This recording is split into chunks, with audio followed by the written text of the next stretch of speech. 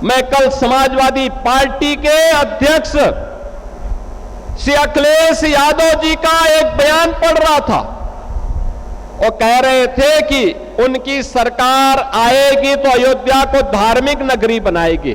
अरे आप क्या धार्मिक नगरी बनाएंगे? आपने तो अपना इतिहास देखे, राम भक्तों पर गोली आप ही के लोगों ने चलाई थी, आप ही की सरकार ने चलाई थी, समाजवादी पार्टी की सरकार ने।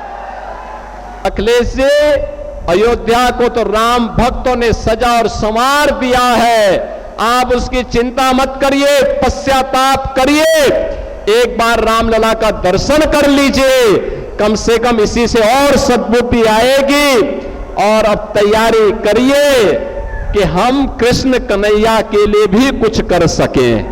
अगर सचमुच अपने को धार्मिक कहलाने का प्रयास कर रहे हो तो मथुरा वृंदावन पे खुल करके बोल दीजिए, श्री कृष्ण जन्मभूमि पर खुल करके बोल दीजिए और बोलिए ना कि श्री राम जन्मभूमि मुक्ति के आंदोलन की तर्ज पर ही श्री कृष्ण जन्मभूमि की मुक्ति का भी अभियान चलना चाहिए। तालियां बजती रहनी चाहिए, जोरदार तालियों के साथ अपने अपने स्थान पर खड़े होकर परम आदरणीय श्रद्धेय यशस्वी प्रेरणा स्रोत जनप्रिय लोकप्रिय माननीय मुख्यमंत्री जी का स्वागत इस विशाल भव्य मंच पर हमारी हाथरस जनपद की हमारे जनपद निवासी एक जोरदार तालियां। जय जय श्री राम, जय जय श्री राम। को 5 लाख रुपए का डेमो चेक देकर सम्मानित किया जाता है और इस योजना के तहत 21 से और श्री चंद्र प्रकाश जी आपको 5 लाख रुपए का डेमो चेक देकर सम्मानित किया जाता है मुख्यमंत्री युवा उद्यमी योजना के तहत।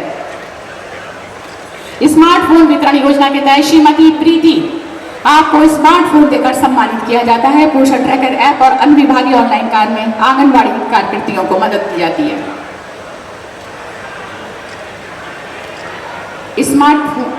स्मार्टफोन वितरण योजना के तहत श्रीमती सोनिया आपको भी स्मार्टफोन देकर सम्मानित किया जाता है। श्रीमती ज्योति स्मार्टफोन वितरण योजना के तहत स्मार्टफोन प्रदान किया जाता है। प्रधानमंत्री जन आरोग्य योजना के तहत श्रीमती मीना देवी आपको डेमो आयुष्मान कार्ड देकर सम्मानित किया जाता है। प्रधानमंत्री जन आरोग्य योजना के तहत श्रीमती राधा देवी आपको भी डेमो आयुष्मान कार्ड भेंट किया जाता है। मुख्यमंत्री आवास योजना ग्रामीण के तहत श्रीमती बिमला राजू आपको आपके आवास की डेमो चाबी प्रदान की जाती है। मुख्यमंत्री आवास योजना ग्रामीण के तहत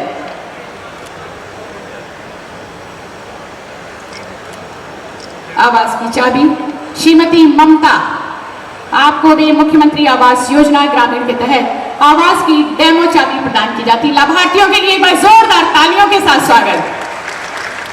मुख्यमंत्री कृषक दुर्घटना कल्याण योजना के तहत श्रीमती मार्गश्री आपको 5 लाख रुपए का डेमो चेक देकर सम्मानित किया जाता है। एक बार जोरदार तालियां लाभार्थियों के लिए। और इसी क्रम में जिन्होंने सभी को सम्मानित किया और अब जिला प्रशासन की तरफ से हमारे बजरंगबली हनुमान लला जी की ये प्रतिमा प्रदान करके परम आदरणीय यशस्वी माननीय मुख्यमंत्री जी का अभिनंदन वंदन स्वागत जिला प्रशासन की तरफ। इतनी भीषण गर्मी के बावजूद हजारों की संख्या में उपस्थित हाथरस के मेरे सभी उपस्थित बहन और भाइयों, मैं सबसे पहले ब्रज की देहरी के रूप में विख्यात बलदाऊ की इस पावन धरा को, जिसने देश की आजादी में बढ़ चढ़ करके भाग लिया, अपने पराक्रम के लिए भी जानी जाती है और काका हाथरसी के हास्य व्यंग के लिए भी विख्यात है। और जिस हाथरस ने हींग की खुशबू को भारत के अंदर पहुंचाया है। ऐसी पावन धरा को नमन करते हुए आप सभी हाथरस वासियों का, जनता जनार्दन का मैं हृदय से स्वागत करता हूं, अभिनंदन करता हूं। बहन और भाइयों, 550 करोड़ रुपए की परियोजनाएं आज आपको उपहार स्वरूप यहां पर प्राप्त हो रही हैं। तीनों विधानसभाओं का,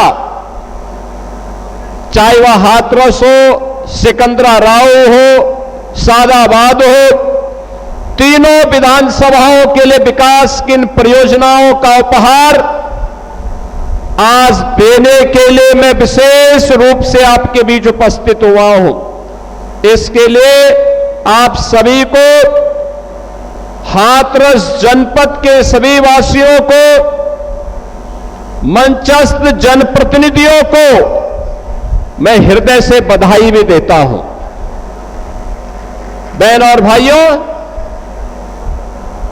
विकास तब होता है जब सुरक्षा का बेहतर माहौल होता है। सुरक्षा के एक बेहतरीन माहौल में ही विकास की आशा और आकांक्षाओं को पूरा किया जा सकता है। जहां पर सुरक्षा न हो, जहां उपद्रव हो, जहां दंगाग्रस्त हो, जहां पर महीनों महीनों कर्फ्यू हो, वहां विकास और उज्जवल भविष्य की कल्पना भी नहीं की जा सकती है। 2017 के पहले कमोवेश उत्तर प्रदेश की यही स्थिति थी। कौन ऐसा जिला था जहां दंगे न हुए हो? कौन ऐसा जिला था? आपके मथुरा के जौहर बाग की घटना हो, कोसी कला का दंगा हो, मेरठ और अलीगढ़ के दंगे हो, या मुजफ्फरनगर के दंगे, महीनों महीनों कर्फ्यू, आम जन त्रस्त होता था, व्यापार चौपट होता था, नौजवान की नौकरी पर उसे हाथ धोना पड़ता था, जनजीवन अस्त व्यस्त होता था, प्रदेश बदनाम होता था। और आपने देखा होगा पिछले 9 वर्ष में उत्तर प्रदेश में कोई दंगा नहीं, कोई कर्फ्यू नहीं, कोई गुंडागर्दी नहीं। कल ही मुहर्रम का आयोजन संपन्न हुआ। अब मुहर्रम के नाम पर सड़कों पर वो उपद्रव नहीं होता है जो पहले तलवारबाजी के नाम पर राह चलते हुए लोगों पर हमले कर दिए जाते थे। ताजिया के नाम पर किसी गरीब की झोपड़ी हटा दी जाती थी, किसी का छज्जा तोड़ दिया जाता था, हाई टेंशन तार को जबरन हटा दिया जाता था। सरकार ने एक व्यवस्था बनाई, नहीं, एक गरीब की झोपड़ी और उसका मकान महत्वपूर्ण है। आप ताजिया की साइज को छोटा कर दीजिए, जरूरी नहीं है कि किसी गरीब का मकान हटे, छज्जा नहीं टूटेगा, हाई टेंशन तार नहीं हटेगा। आपको अपनी स्वयं के लिए ताजिया की हाइट को कम करना पड़ेगा। अगर लंबा करोगे तो हाई टेंशन तार की करंट की चपेट में आओगे, इसलिए नहीं होने देना चाहिए। और आपने देखा होगा इतने बड़े पैमाने पर जब मैं उसका रिव्यू कर रहा था, लगभग 12,000 जुलूस उत्तर प्रदेश के अंदर निकले। कोई दंगा नहीं, कोई उपद्रव नहीं, कोई कर्फ्यू नहीं, पता भी नहीं लगा। नहीं तो किसी के घर में जाकर के लोग नहीं भी चाहते होंगे तो भी उसके घर में जाकर के माइक की आवाज से ढोल और ताशा बजा करके तमाशा बनता था। आज वो तमाशा बंद हुआ है, शांतिपूर्ण ढंग से हर पर्व और त्योहार मनाया जा रहा है। यह सुखद अनुभूति का अवसर जब होता है, विकास तब होता है। मैं भी यहां पर मंच पर आने के पहले प्रदर्शनी देख रहा था, कितनी शानदार प्रदर्शनी विकास के लिए। कहीं हींग के लिए एक पहचान दिलाया जा रहा है, कहीं पर यहां के अन्नदाता किसानों की आमदनी को बढ़ाने के लिए, उनका वैल्यू एडिशन के लिए पशुपालकों को घी के साथ, मक्खन के साथ, कहीं गुड़ के साथ जोड़ने का काम इसी जनपद में हो रहा है। अब हमारा हाथ रस भी विकास से वंचित नहीं होगा, बल्कि विकास की प्रक्रिया के साथ तेजी के साथ आगे बढ़ रहा है। बहनों और भाइयों, जहां पर हम यहां पर इस सभा के साथ जुड़े हुए हैं, यह हाथरस का औद्योगिक क्षेत्र है। मथुरा बरेली 4 लेन के साथ जुड़ा हुआ क्षेत्र है और तेजी के साथ अब उद्यम यहां पर आ रहे हैं। उद्यम आने का मतलब यहां पे रोजगार की नई संभावनाओं को आगे बढ़ाना। प्रोसेसिंग सेंटर लगेंगे। हमारा अन्नदाता किसान जो आलू उत्पादन करता है, उसके जब प्रोसेसिंग केंद्र यहां पर लगेंगे, उसके प्रोसेसिंग सेंटर यहां पे लगेंगे, कई गुना दाम उन्हें प्राप्त होगा। कोल्ड स्टोरेज की उनकी समस्या का समाधान होगा। जिसको प्रोसेसिंग के साथ, जिस उद्यमी को यहां पर उद्यम चलाना है, वह खेत से अन्नदाता किसान का आलू खरीदेगा, किसान का कोल्ड स्टोरेज का खर्चा बचेगा, किसान को अच्छा दाम मिलेगा। और ऐसे ही तो प्रोसेसिंग सेंटर हम लोगों ने कोसी कला में, मथुरा में स्थापित करवाया है। अंतर्राष्ट्रीय पोटैटो सेंटर हम लोगों ने आगरा में स्वीकृत किया है। आलू की अच्छी सीड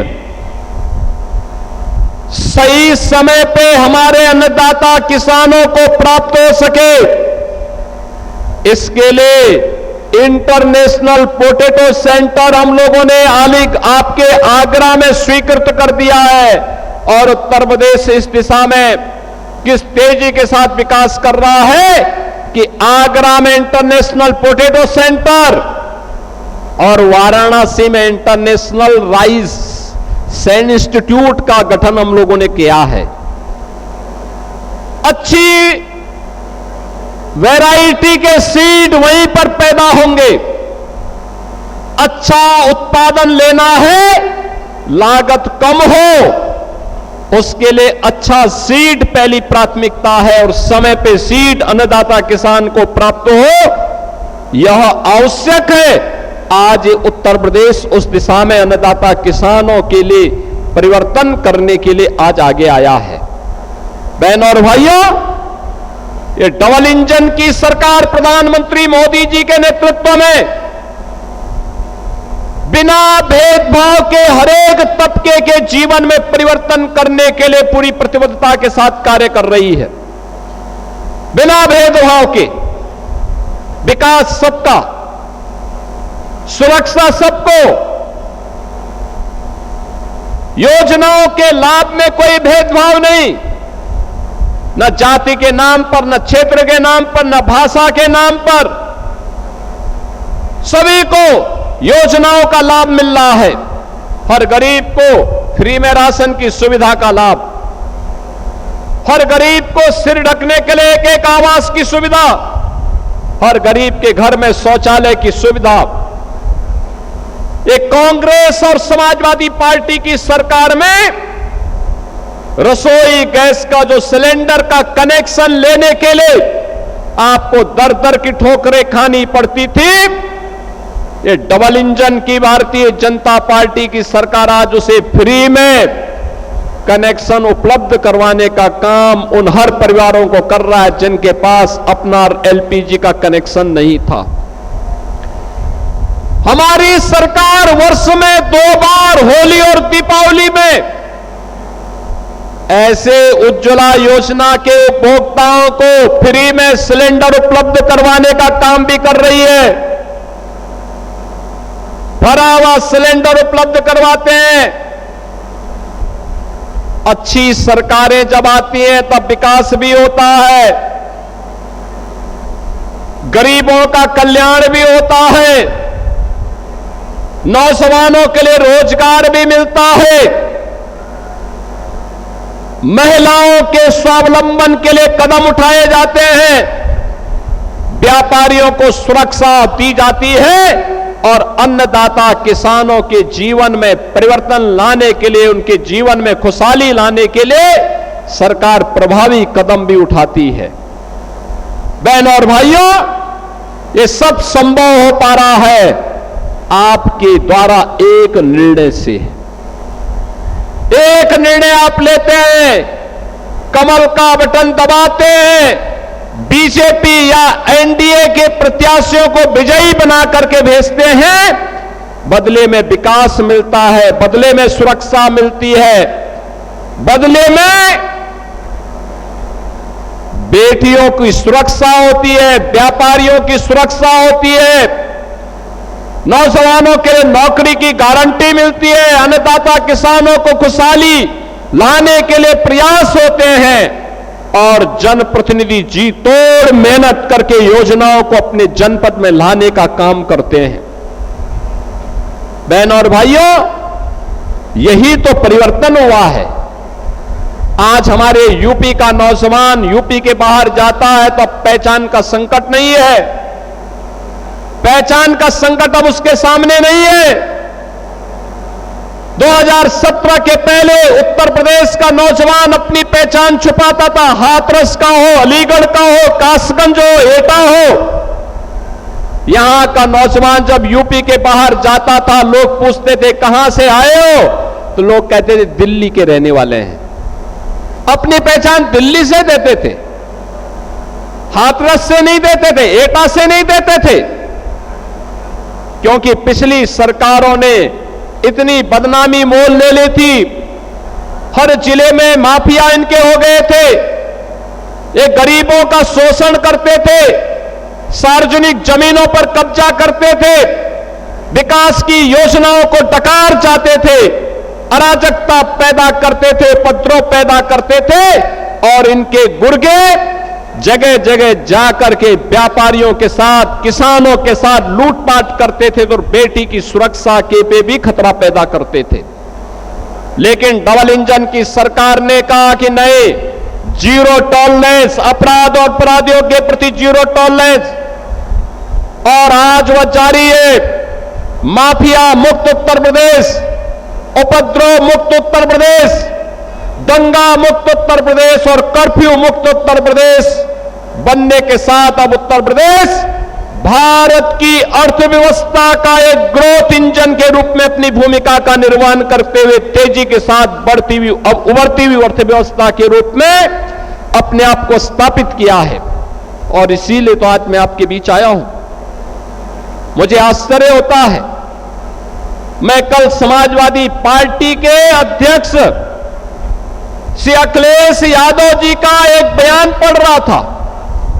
वो कह रहे थे कि उनकी सरकार आएगी तो अयोध्या को धार्मिक नगरी बनाएगी। अरे आप क्या धार्मिक नगरी बनाएंगे? आपने तो अपना इतिहास देखे, राम भक्तों पर गोली आप ही के लोगों ने चलाई थी, आप ही की सरकार ने चलाई थी, समाजवादी पार्टी की सरकार ने। आज जब राम भक्तों के परिश्रम और पुरुषार्थ से प्रधानमंत्री मोदी जी के नेतृत्व में अयोध्या अब त्रेता युग का स्मरण करा रही है, तो आपके मुंह में भी पानी आने लग गया है। अरे भूल जाओ, आपने तो थानों में और जेलों में कृष्ण जन्माष्टमी के आयोजन को भी रोक दिया था, कांवड़ यात्रा पे प्रतिबंध लगा दिया था। जो आज जब हमारे जनप्रतिनिधि कह रहे थे ना कि हाथरस में 22 से ज्यादा मंदिरों का सुंदरीकरण हुआ, क्या यह समाजवादी पार्टी के समय में संभव था क्या? उनके समय में नहीं था, क्योंकि उस समय ये पैसा कब्रिस्तान की बाउंड्री वाल के लिए जाता था और वही तो हमने मंदिरों की तरफ डाइवर्ट किया है। वही पैसा हमने इधर भेजा है कि कब्रिस्तान की आवश्यकता नहीं, मंदिर आस्था के केंद्र हैं।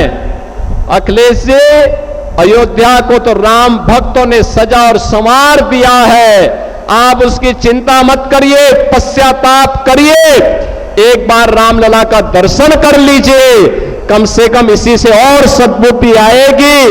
और अब तैयारी करिए कि हम कृष्ण कन्हैया के लिए भी कुछ कर सकें। अब मथुरा की बात करिए। अगर सचमुच अपने को धार्मिक कहलाने का प्रयास कर रहे हो तो मथुरा वृंदावन पे खुल करके बोल दीजिए, श्री कृष्ण जन्मभूमि पर खुल करके बोल दीजिए और बोलिए ना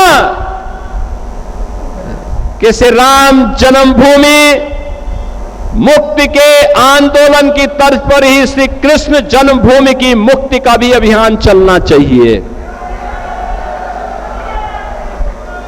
भगवान श्री कृष्ण की जन्मभूमि को भी सम्मान मिलना चाहिए। हमारी सरकार वहां श्रद्धालुओं को बुनियादी सुविधाएं उपलब्ध करवाने का कार्य कर रही है। युद्ध स्तर पर हम प्रयास कर रहे हैं, लेकिन आप में हिम्मत नहीं, क्योंकि आप तो मुल्ला और मौलवियों के सामने घुटने टेकने के सिवाय आपके पास कोई ऐसा एजेंडा नहीं जो प्रदेश के विकास के लिए हो, अयोध्या, मथुरा या काशी के उत्थान के लिए हो, उनकी पहचान को, पौराणिक पहचान को बनाए रखने के लिए हो। ये धूल झोंकने का काम मत करो, एक खिसियानी बिल्ली खंबा नोचे वाली कहावत को चरितार्थ मत करो। अयोध्या अपनी पहचान के लिए आप पर मोहताज नहीं है, अयोध्या की अपनी पहचान है और अयोध्या ने अपनी पहचान को दुनिया के अंदर फिर से बनाया हुआ है। बहनों और भाइयों, ये जो दोहरे चाल चलने वाले लोग हैं, ये वही लोग हैं जो जनता जनार्दन को धोखा देते हैं। याद करिए, लोकसभा चुनाव के समय एक कांग्रेस और समाजवादी पार्टी आई थी, संविधान की दुहाई दे रही थी। आपने अभी 25 जून को आपातकाल दिवस मनाया, संविधान हत्या दिवस का आयोजन किया होगा अपने अपने जनपदों में। 25 जून 1975 भारत के संविधान का गला दबाने का काम, बाबा साहब भीमराव अंबेडकर के द्वारा बनाए गए संविधान के अपमान करने का काम अगर किसी ने किया था तो कांग्रेस ने किया था। और कांग्रेस के उस पाप में आज समाजवादी पार्टी जबरदस्ती उनके साथ मिलकर के उस पाप में भागीदार बन रही है। ये जो कांग्रेस ने पाप किया था, उस समय देश के सभी विपक्षी दलों को कांग्रेस की सरकारों ने बंद कर दिया था, चाहे वह जयप्रकाश नारायण जी रहे हो, चाहे वो राजनारायण जी रहे हो, सरदेव अटल बिहारी वाजपेयी जी, सरदेव लाल कृष्ण आडवाणी जी, डॉक्टर मुरली मनोहर जोशी जी, जितने वरिष्ठ नेता थे उनमें मुलायम सिंह यादव जी भी थे, श्री लालू प्रसाद यादव जी भी थे, कल्याण सिंह जी भी थे। ये सभी नेताओं को उठा करके बंद कर दिया गया था, जेल के अंदर बंद हो गए थे, तत्कालीन सरकार ने बंद कर दिया था। कहीं ये लोग संविधान के खिलाफ कांग्रेस के द्वारा किए गए इस कृत्य के खिलाफ सड़कों पर जनता जनार्दन के साथ उतर न जाए, इसलिए इनको बंद कर दिया गया। 1 लाख से अधिक गिरफ्तारियां किए थे कांग्रेस के लोग। और जिस मुलायम सिंह यादव को, समाजवादी पार्टी के नेता को तत्कालीन कांग्रेस सरकार ने अपमानित किया था, जेल के अंदर बंद किया था, उसी समाजवादी पार्टी आज कांग्रेस का शागिर्द बन करके उनके सामने घुटने टेक करके मुलायम सिंह की विरासत को भी अपमानित करने का काम कर रही है। अरे इसके बारे में सोचो, बाबा साहब भीमराव अंबेडकर के सपने को चकनाचूर करने का काम किसी ने किया? कांग्रेस और समाजवादी पार्टी ने किया। ये लोग हमेशा यही करते रहे हैं। इन्होंने वही कार्य किया जो सामाजिक न्याय के प्रतिकूल हो। अंबेडकर जी के नाम पर बने हुए मेडिकल कॉलेज का नाम बदल दिया। सामाजिक न्याय के पुरोधाओं का अपमान करना ये लोग अपना जन्मसिद्ध अधिकार समझते हैं। समाजवादी पार्टी में विकास का मतलब केवल एक गांव सेपई में विकास माना जाता था और डबल इंजन के भारतीय जनता पार्टी की सरकार में विकास का मतलब उत्तर प्रदेश की 25 करोड़ जनता का विकास। उसमें हाथरस भी है, कासगंज भी है, एटा भी है, अलीगढ़ भी है, मथुरा भी है, फिरोजाबाद भी है, मैनपुरी भी है, आगरा भी है, इटावा भी है। हमारे लिए 75 जनपदों की सभी 350 तहसील और 25 करोड़ की आबादी का विकास ही हमारे लिए उत्तर प्रदेश का विकास है। हम उसको फिरकों में नहीं बांटते। हमने तुष्टीकरण की नीति को पूरी तरह खारिज किया है। हमने तो कहा कि गांव हो, गरीब हो, किसान हो, नौजवान हो, वह प्रधानमंत्री मोदी जी के मंत्र सबका साथ और सबके विकास के भाव के साथ कार्य करेगी और इसीलिए अंतिम पायदान पर बैठे हुए व्यक्ति की संतुष्टीकरण का आधार, जिसे श्रद्धेय पंडित दीनदयाल उपाध्याय जी ने अंत्योदय कहा था, उस अंत्योदय के लक्ष्य को प्राप्त करने की दिशा के लिए किया जाने वाला प्रयास ये डबल इंजन की एनडीए सरकार का लक्ष्य है। यही बीजेपी के कार्यकर्ता या राष्ट्रीय लोकदल के कार्यकर्ताओं का यही लक्ष्य है और इसी लक्ष्य को प्राप्त करने की दिशा के लिए किया जाने वाला यह प्रयास है, जिस क्रम में आज मुझे हाथरस जनपद में आने का अवसर प्राप्त हुआ। मुझे बहुत अच्छा लगा यहां पे, जब मैं यहां के एंटरप्रेन्योर को देख रहा था, यहां के उद्यमियों को देख रहा था।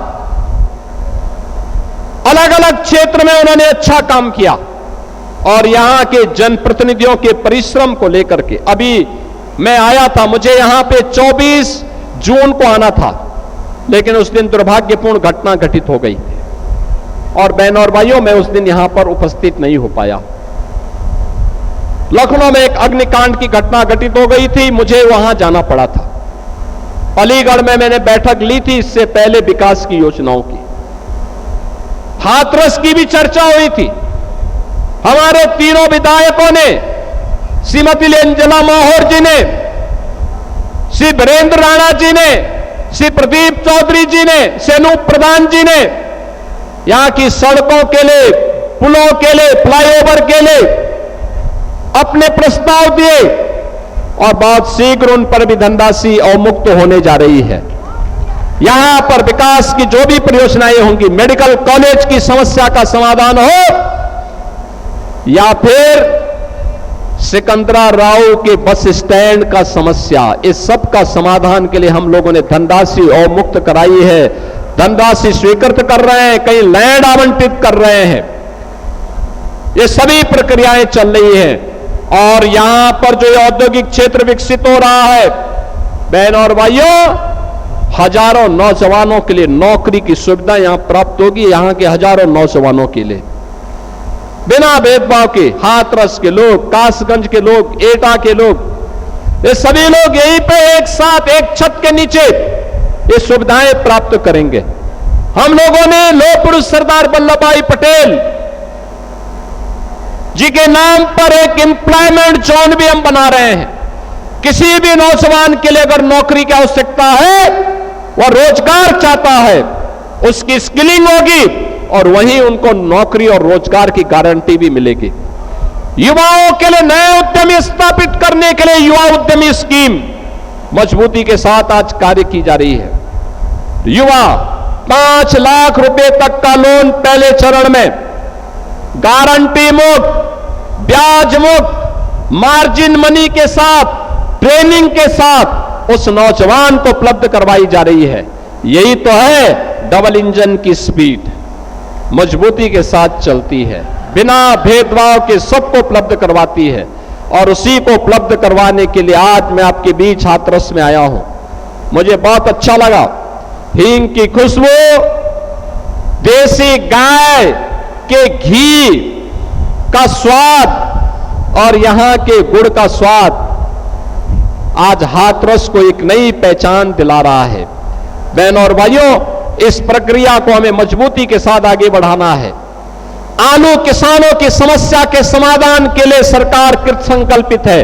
अन्नदाता किसानों के चेहरे पर खुशहाली लाना यह डबल इंजन सरकार का दायित्व है और उसके लिए आपने अच्छे जनप्रतिनिधि चुन करके भेजे हैं, अच्छे विधायक, अच्छे सांसद चुने, इसलिए विकास हो रहा है। और आपका मैं आह्वान करूंगा, विकास की प्रक्रिया अनवरत रूप से आगे बढ़े।